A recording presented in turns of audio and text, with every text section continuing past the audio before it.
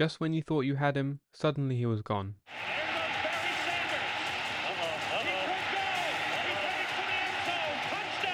Give it to Sanders. Oh, what a move!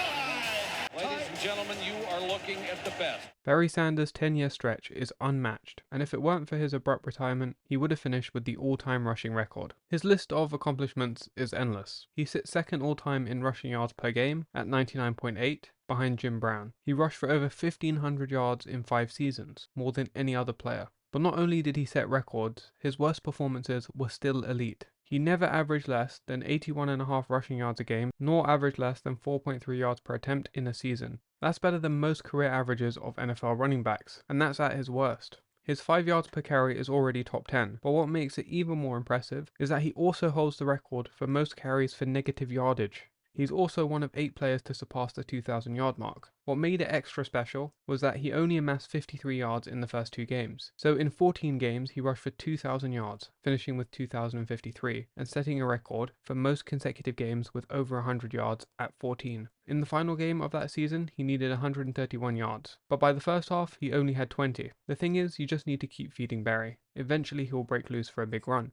And late in the third he did, going for 47 yards, and another 53 to ice the game in the fourth. Barry set all these records, but he didn't really care. On multiple occasions he opted not to continue playing to break a record. Of course you have the retiring early, before reaching number 1 in rushing yards. In 1989, just 10 yards short of the rushing title, he took himself out of the game. And he was like this from a young age. In high school he had an opportunity to break the rushing title, but in that game they were blowing the opponent out, and he decided not to go back in. He was not one to chase stats, but they came in abundance anyway. Yet these impressive numbers are just that, numbers. He was a low-key man. He didn't even celebrate in the end zone, instead simply tossing the ref the ball. And that mystique carried over into his game, part of what made him so good. It was his elusiveness. With a low center of gravity and balance of a gymnast, you weren't catching him. The stats don't tell the story of his finesse. That's how Barry is really remembered. Not for the stats, although he has them. It's his style of play. The Vikings D-line would chase chickens around the field, because that was the only way they could simulate Barry Sanders. And that skill was developed from a young age. He and his brothers would play a game growing up, where the goal of the game was to make it from one end of the field to the other without being caught. Lacking in size, rather than running through kids, he had to run around them.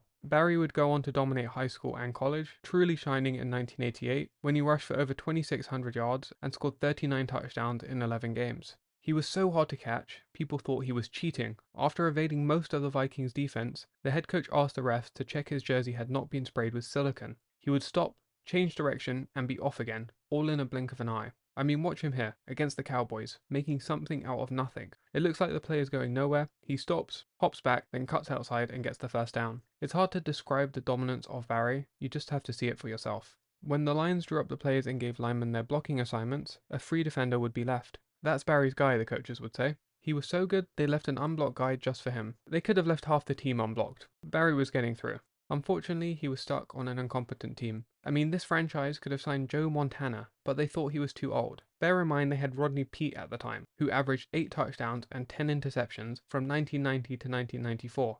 Yeah, that's the type of elite quarterbacking that wins you a Super Bowl. With Peete throwing more interceptions than touchdowns, why not take a shot on Montana? Regardless, Barry would ball out, and he'd retire as the greatest human highlight reel the position has ever seen.